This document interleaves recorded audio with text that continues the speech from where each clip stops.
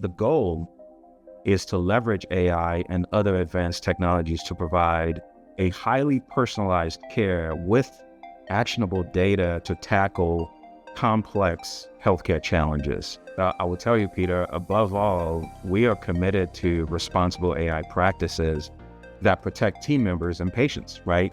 While maximizing the benefits of AI in healthcare. Welcome to Technovation. I'm your host, Peter Pai. My guest today is Onyeka Nchege. Onyeka is the Chief Digital and Information Officer of Novant Health, a healthcare system in the southeast of the U.S. that earns roughly $10 billion in annual revenue. Onyeka has been at Novant Health for roughly 4.5 years, and in that time has ushered in a campaign to modernize technology, leverage predictive analytics, and innovate using artificial intelligence. His team also has a hand in defining the hospital of the future. I look forward to speaking with him about all these topics, among others I'm sure we'll cover.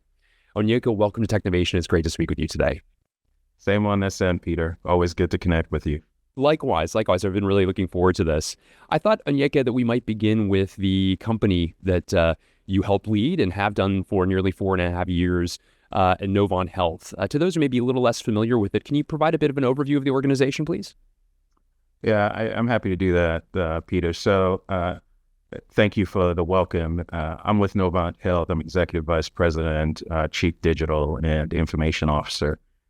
Novant Health is an integrated healthcare network that provides personalized care for communities in North and South Carolina. You know, we've got more than 900 locations, including 19 hospitals, more than, I think at last count, more than 750 physician clinics and urgent care centers, outpatient facilities, and imaging and pharmacy services. You know, we're proud to say we're nationally recognized for an unwavering commitment to safety and the highest quality care.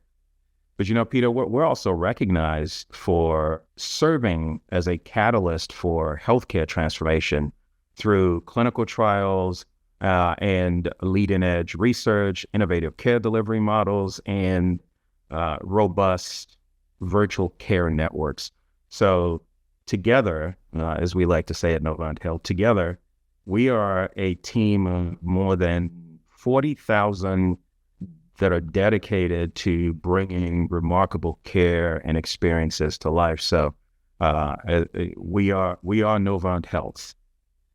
That's fantastic. What a great overview. I appreciate that. And you've been with the company for about 4.5 years now. 3.5 of those as Chief Information Officer. You mentioned a moment ago that you've added digital to your information officer responsibilities roughly in the past year. Can you talk a bit about your purview, both as digital and information officer, please?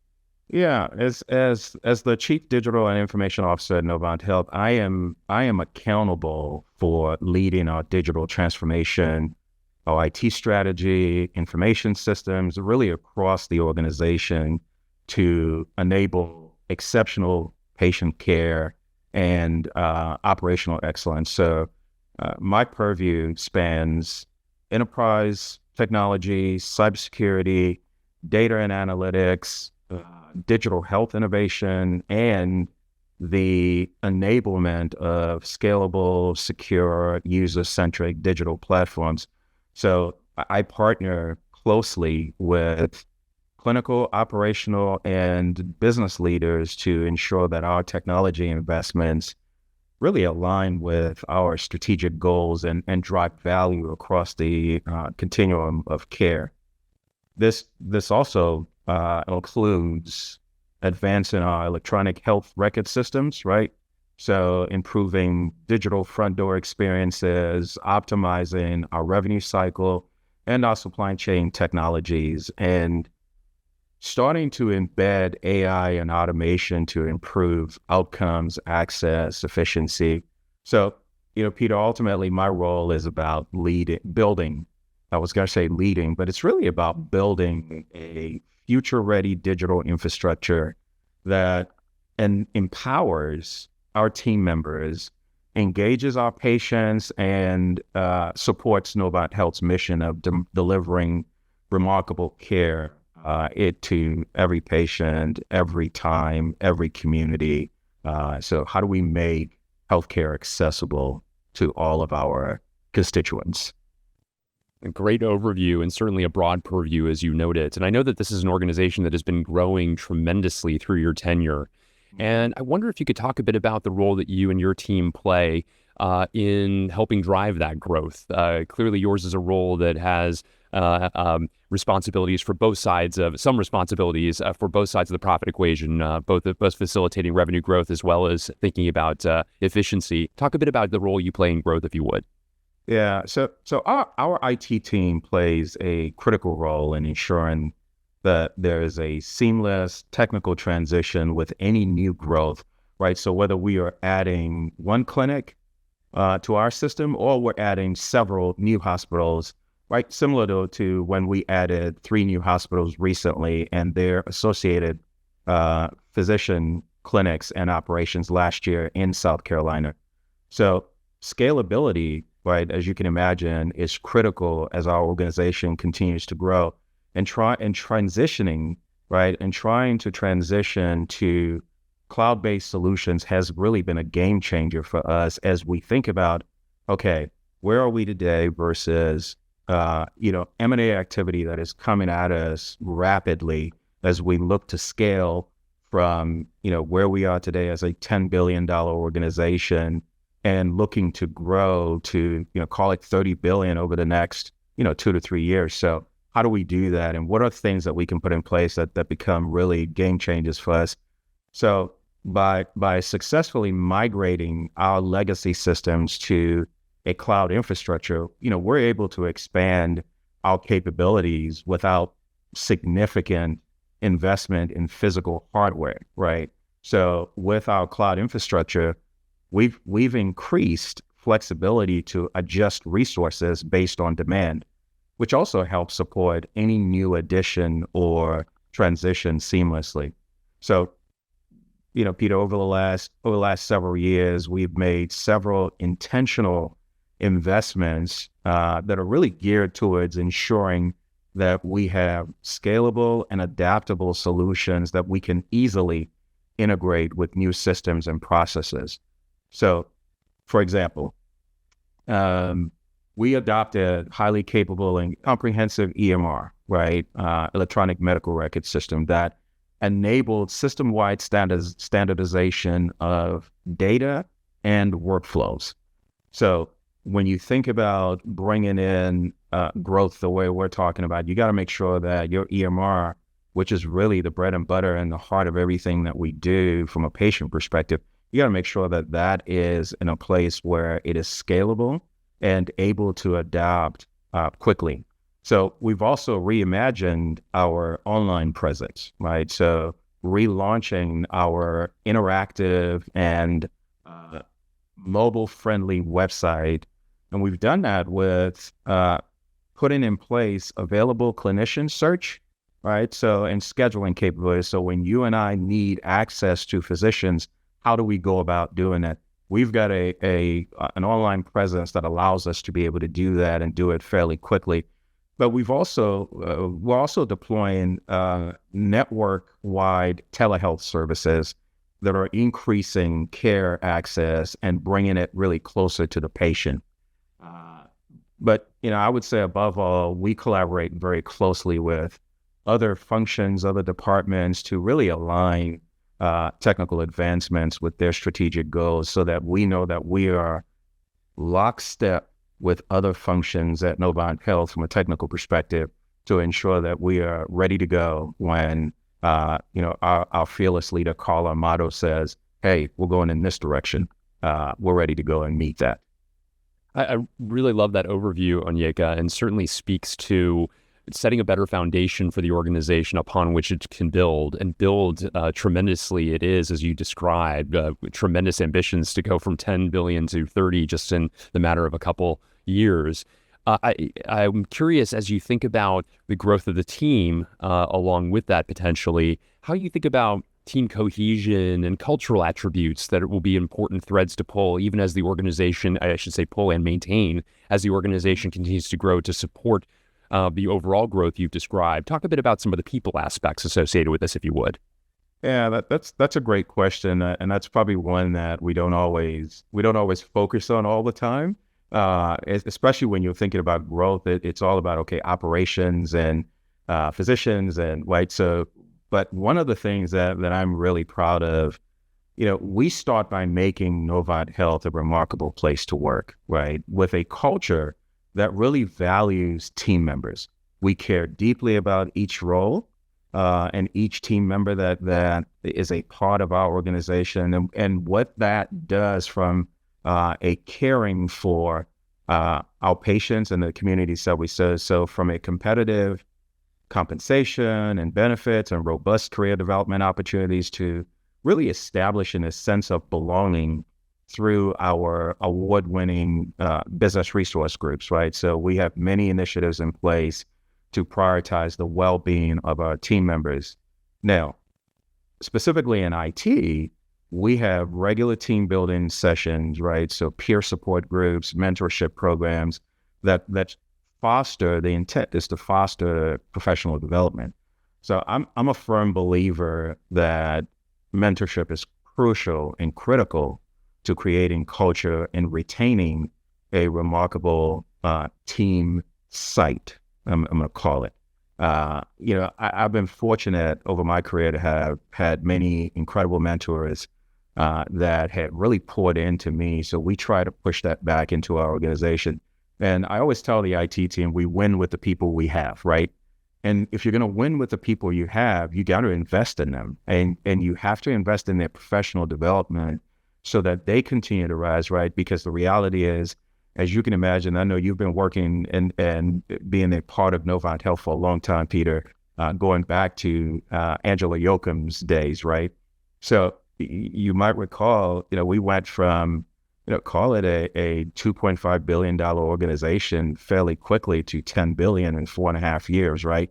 And so what it takes from a leadership perspective, from a team member perspective, to run a 2.5 versus running a 10 versus running a 30 billion organization, those are very different, right? And so you have to continually pour into the organization. So, I want to ensure that our team members have a sounding board and the resources that they need to grow within our department and organization, as well as their careers and their lives, right? So when we talk about our cause, right, the Novant Health cause, to create healthier futures and bring remarkable experiences to life. We think about that from called 4 pillars, right? So it's empower, it's to, and the one I want to focus on is thrive, right? So we don't just want our team members to just come in and hold up Novant Health. We want them to thrive in their careers and their lives, right?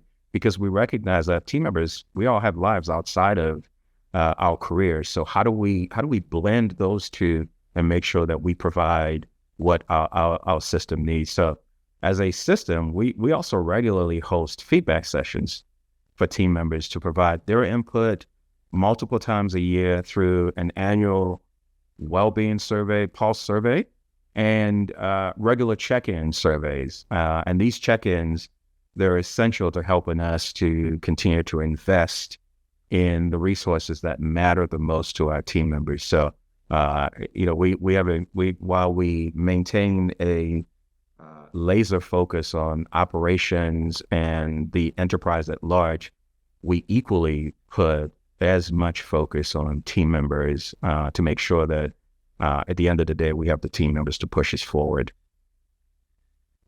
Very well articulated, Onyeka. I really appreciate that perspective. And brings to mind a thought. I wanted to test a hypothesis with you. When you joined Novant Health as the Chief Information Officer 4.5 years ago, it was your 5th time as a CIO. Additionally, you've been a CIO at Toyota Industries Commercial Finance, the Cooper Institute, Interstate Batteries, Coca-Cola Bottling Consolidated. So you've had a comparable role across very different companies, very different industries. And in many ways, what you're describing in the next couple of years is a company that itself will be reinvented in many ways. It will be a different company in some ways. Of course, some really important cultural touchstones and other aspects of the business that will be common, but there will be some fundamental differences as you described. And I wonder if the sensitivity that you must naturally have, having had this role in very different settings and recognizing therefore that what worked in my last role won't necessarily work in the next one, has you primed for understanding, even in the same company going through such robust changes, the necessity to change a bit yourself as well as you go through that? Is that a fair hypothesis? Yeah, I absolutely think it is, Peter, because, one of the things that I say as you look across industries, and you're right, I've been blessed to be a part of several industries, obviously healthcare being the latest one. One of the things that I will tell you as you go through transformation, right, and I'm going to call it individual, personalized leadership transformation at an individual level. There's some consistency across industries, right? Relationships, right? You've got to develop the skill to build the right relationships and nurture those relationships, right? I think that's key no matter what industry you're in, because as an IT practitioner and as an IT executive, it's incumbent upon you to truly understand the business that you're in, right? And because that's how you add value to the organization, is if you're able to truly understand the operations and how it works, then you're able to add value. And then I think the other piece is, right, how do you step in and start to build the right relationships within the organization? Because those relationships are the things that allow you to, one, learn the organization, but two, understand how you add value to the organization. And I think that's one of the things that I always tell all my leaders when they join our organization is take the time to build the right relationships, because that's what's going to help you grow. And then us as an organization, as we continue to grow and we get bigger, as you can imagine, relationships become even more important, right? And the ability to delegate, right? Build a leadership bench that can carry you from one spot to the other. I think sometimes we don't tend to really think about that leadership bench as a catalyst to propel you. And I think that's the piece that as Novant Health, we recognize now, and we're starting to talk about how do we create the right set of competencies and capabilities that have gotten us to where we are. But what are those set of capabilities? Some of them we're going to pull forward, and then we're going to also introduce some new ones that we believe are going to make it, truly important, that become really the bedrock for how we go from one to the other. So I think those are the things that come to mind for me, and they really transcend industries, quite frankly. Really nicely articulated. Thank you so much for that, Onyeka. I was interested in having you talk a little bit more about Novant Health's Institute for Innovation in Artificial Intelligence. Can you talk a bit about the mission of this organization, how it's constituted, and maybe some of the work that's being done through it? Yeah, so that's a very good point. So the Institute for Innovation in AI is probably one of the things that we as an organization are really proud of for a couple of reasons. One, we recognize that, to your point, as we continue to grow within our organization, innovation becomes incredibly important. And as we see it, the use of AI, and we are by no means light years ahead of everyone else when it comes to AI. We're learning, right? So moment of vulnerability, we are learning as everyone else is about what that means. So back in 2019, the Novant Health Institute of Innovation in AI was launched, and we've been investing in AI and advanced technologies to improve operations, care delivery, and patient experience. Our institute has an operational team that is responsible for governance structure and reviewing use cases, and is championed by physicians and executives across our organization. So together, these individuals vet proposed projects before implementation. We regularly review use cases that are aimed at enhancing patient care and involve leaders across the system, from physicians to our IT leaders, for their insights. The goal is to leverage AI and other advanced technologies to provide, a highly personalized care with actionable data to tackle complex healthcare challenges. But I will tell you, Peter, above all, we are committed to responsible AI practices that protect team members and patients, right? While maximizing the benefits of AI in healthcare. We are learning, as I mentioned, right? And you gotta, yes, you know this already. We're a regulated industry, and when it comes to patient data, that is sacred, right? So we want to make sure that whatever we are bringing in from an advanced technologies, AI, we want to make sure that at the core of it, that we are protecting patient data, right? We have a saying that is do no harm, right?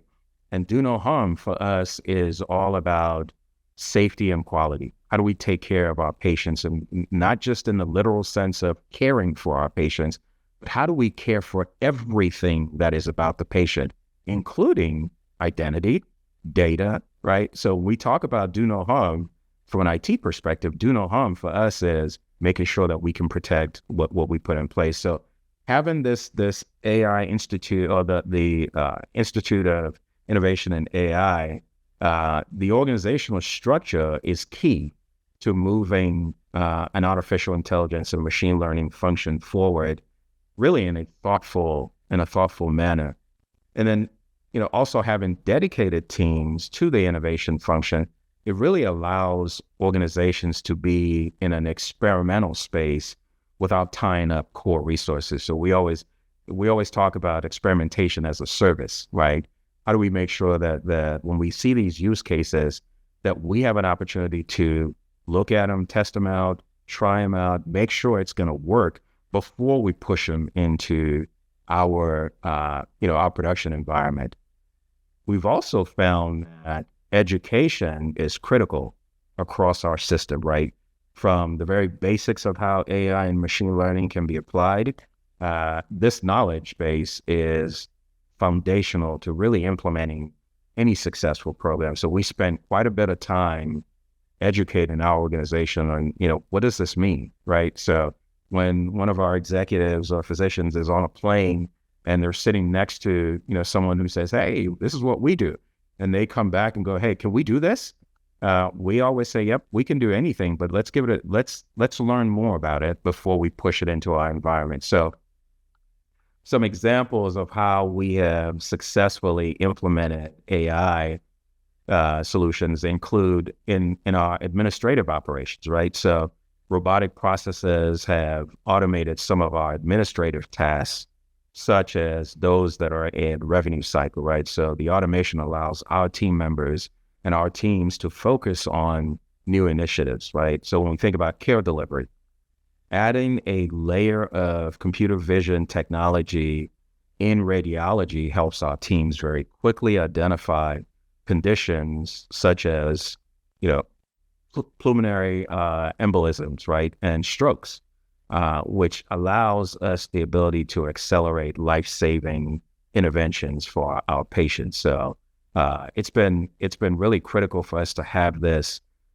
Institute of Innovation in AI in place. But again, if I could point to one thing, I'd say it's the structure and the governance, right? That comes before implementation, right? Because that's what allows those implementations to be successful, allows us to have the ability to really think through that before we put it into production. I really like the way you. I hope that helps. It does help indeed, Onyeka. I really like the way you framed the sequence of categories and the order in which to tackle them in order to maximize value. I wanted to ask you about a related topic, and that's of predictive modeling.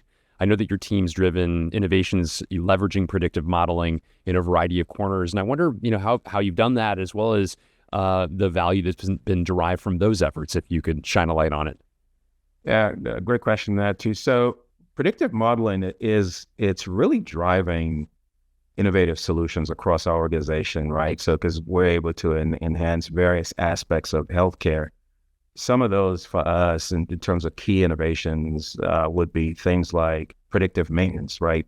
We've reduced downtime as we are now able to anticipate potential equipment failures and proactively maintain our equipment. So when we think about how we leverage the equipment that are critical in our environment, right? So we want to make sure that we can anticipate what we would need to ensure that we can reduce that downtime. Something else that comes to mind for me is patient outcome predictions, right? So we can analyze patient data to anticipate possible outcomes, right? That are enabling tailored treatments and improved prognosis. So how do we make sure that when I come in to see whoever it is, right? I got a broken arm. I want to be able to come in and they go, hey, you know what, Onyeka, we're going to fix that broken arm for sure. But did you know, right? Based on the analysis that we've done on your data, did you know that here is a possible outcome? Let's go ahead and preventative treat that while we're treating your broken arm for sure. But let's also look at this because we want to be preventative as opposed to treating you when it actually happens. So, and then the other thing for us is operational efficiency and resource management, right? So we can predict anticipated demand and effectively allocate our supplies and our team member staffing so that we can better serve our patients and enhance our efficiencies as well. So it's been exciting for us as an organization to see how we can leverage that. Again, by no means are we, light years ahead of everyone else, but we are figuring out where it makes sense for our organization and where we need to put that in place, and also being cautiously fast, I like to say, about how we adopt and implement said technologies. I like that, cautiously fast, or well articulated. I know that you and your team have been active participants in defining the hospital of the future, Onyeka. And I wonder if you can talk a little bit about some of the conclusions you're drawing and some of the changes that are already happening or perhaps on the cusp of happening that you could share with us. Yeah, so we envision probably an even more integrated technology-driven environment where digital solutions seamlessly support clinical workflows and patient interactions, right? So at Novant Health, we are continuously working to define the hospital of the future, while at the same time still meeting the needs of our patients and how they prefer to receive care, right? So we know consumers want healthcare that is accessible. We know they want healthcare that is convenient and affordable and truly regardless of the setting, right? So we're committed to creating value for our patients and our communities. We continue to use and explore new telehealth programs, right, to meet patients where they are, whether it's in one of our hospitals or in their own homes, right? So in the hospital setting, telehealth services allows us to scale our physician specialists across our system, allowing patients to stay in their home community and receive the level of care that they need. So, for example, with our telestroke network, we are tackling stroke inequities for rural communities, for example, through our robust telestroke network. And this network goes and gives rural hospitals and patients access to the specialists that they need. And, we've been able to prevent 92% of transfers for patients as part of this program because we're able to see you right where you are in the convenience of your home, and we're still able to provide the care that you need. We've dedicated intensivists who are virtual only, right? Allowing them to consult on ICU patients regardless of where they are in our system. So we're also at the same time exploring how we launch virtual nursing at scale, right? And then the intent there is to help reduce the administrative tasks for our clinical teams at the bedside so that they can focus on caring for patients, right? while at the same time being able to do all the other things that they've got to take care of. So virtual nurses can help with discharge paperwork, instructions, and more, and are able to do that in a virtual setting, right? So on the outpatient side, and in our primary care and family medicine clinics specifically, we offer virtual visits as a complement to in-person visits. So in addition to scheduled visits, virtual or in-person, with their established care team, outpatients also have access to 24/7 on-demand video visits. Again, all aimed at how do we ensure that we can provide the technology that allows us to operate in the ways that we do today in other industries, right? So, I have the ability to interact from a banking and a financial perspective without ever going to see a teller, right? Or to go into a branch. We're starting to bring some of that into the healthcare space and making sure that as consumers, we are able to leverage that. So we're looking at market intelligence and soliciting direct feedback from patients about what they want or what they need, and we're launching services in response to those findings. So, Peter, for example, we've got a virtual menopause clinic. In women's health, we just launched a new virtual clinic that's focused exclusively on menopause based on patient feedback. So we asked, we heard, we put a process in place, right? The response has been significant, and we're already recruiting new clinicians to meet the demand based on this new program that we put in place. And we're also exploring other flexible appointment times to really give patients more options for care. So again, we ask, we listen, and we put some things in place. We really take to heart the idea of experimentation as a service. And if it makes sense, we move forward. Thank you so much for that overview. Super exciting, Onyeka. I wanted to track back to a topic you raised earlier, and that is that it is a very regulated environment, needless to say, a company like yours in the industry that you're in. And also you have very sophisticated data that you collect. I wanted to ask a little bit more about the cyber hygiene that you've helped bolster within the organization to ensure that the commitments you make are commitments that are kept. Can you talk a bit about that? Yeah, absolutely. So cyber hygiene, as you can imagine, in our environment is really crucial for safeguarding our organization against cyber threats. And we've created comprehensive cybersecurity initiatives that include continuous monitoring, encryption protocols, and data protection. And Peter, you probably know this as well, right? So over the last, I'm going to call it 12 to 18 months, we have seen cyber threats escalate to an unprecedented, rate within the healthcare space, right? All of us in the healthcare space continue to face that, and it's incumbent upon us to really put some things in place to protect the house, right? So some of the things that we've put in place include, regular security audits, right? So conducting periodic security audits helps us identify vulnerabilities, and we have an opportunity to remediate any gaps, enhance our safeguards and controls, and ensure that ongoing compliance with evolving industry standards.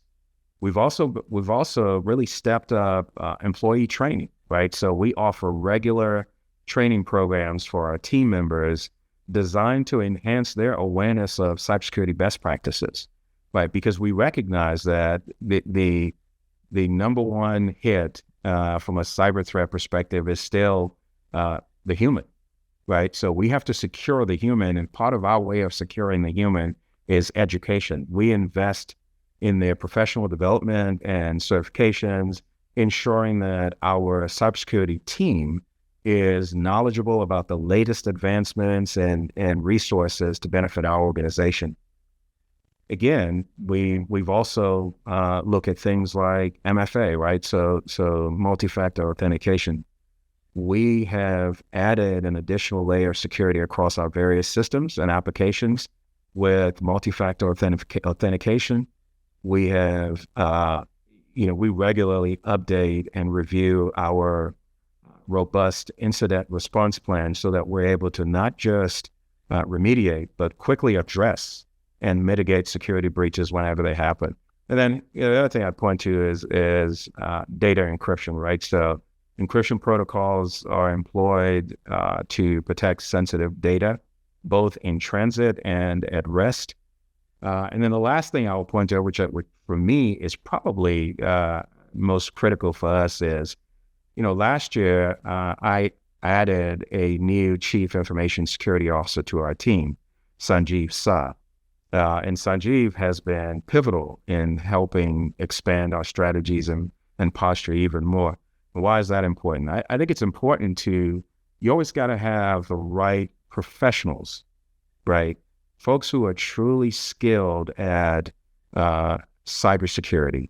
And we have been blessed in our organization to have a team of cybersecurity experts and professionals who truly protect the house and guard the door. And Sanjeev has been an incredible addition to our organization. I'm proud to shout him out on this podcast as well. Fantastic. Great to hear more about the people, process, and technology associated with cyber hygiene. Thank you so much for sharing that, Onyeka. Yeah. I wondered, we've talked about the numerous trends already in our conversation. Any others that come to mind as you think to the future that have you particularly excited, Onyeka? Yeah. So when it comes to trends in the healthcare space, I think leaning more into personalized medicine, right, including genomics, and continuing to see that area flourish, I think is incredibly exciting to me, right? So tailoring treatments for genetic profiles, I think that's the next level of personalized care that has the incredible opportunity to lead to better outcomes, right? So if we know more about you, Peter, and genomics around Peter, then we're probably able to really start to tailor a program that is really about Peter, right? And making sure that we take care of Peter and all the things that you have within your particular DNA, right? So I think that's important. We are also I'm keeping an eye on blockchain technology in healthcare. While this isn't something that we are seeing broadly across the industry today, I do think that there are places where it might become value add, right? So for example, it could help enhance security and data management. I think those are areas that I think, I personally am keeping a close eye on because I do think that there's something there. While we aren't necessarily there at Novant Health yet, that is an area that I see us pivoting to as we go forward. Great insights. Personalized healthcare, blockchain, a lot for us to remain abreast of as progress continues to be marshaled. Thank you for sharing those. I also wondered here at the close of our conversation, Onyeka, anything you've recently read, watched, and or listened to that you would recommend to your peers? Oh, that's a really good one. So for me, I recently read The Digital Doctor. So it's called The Digital Doctor: Hope, Hype, and Harm at the Dawn of Medicine's Computer Age. It's by Robert Watcher. It provided insightful perspectives into technology and its role in healthcare, and I think that's definitely a good read. The TED Talk that I listened to recently by Eric Topol, it's called The Wireless Future of Medicine. That was a great listen as well. It explores innovative approaches to healthcare delivery. So that's one that I would throw up. And then, of course, shameless plug, the Meta Strategy podcast. I think it's also one that folks ought to pay attention to and listen to as well. So, very kind in your checks in the mail, Onyeka. No, thank you so much for those suggestions. And I think emblematic of the way in which you continue to fill your mind and activate your curiosity as to the trends that are going to be important for you and your team to remain abreast of, that you are, reading and listening and watching so broadly as you do. Onyeka Nchege, thank you so much for a wonderful conversation, emblematic of the remarkable growth you're helping to steer within Novant Health, the innovations that you're taking advantage of, and so much that you've articulated that is to come. I really appreciate it. Thank you, Peter. I appreciate the opportunity to share with you on the podcast as well. Thank you so much.